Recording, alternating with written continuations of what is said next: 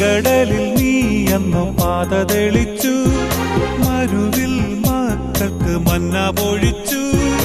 എരിവെയിലിൽ മേഘത്തണലായി, ഇരുളിൽ സ്നേഹനാളമായി.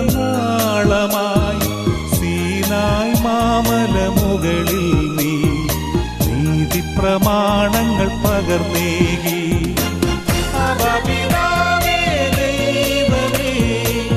അവിടുത്തെ രാജ്യം വരേണമേ, അങ്ങേ തിരുഹിതം ഭൂമിയിൽ എന്നെന്നും നിറവേറണമേ.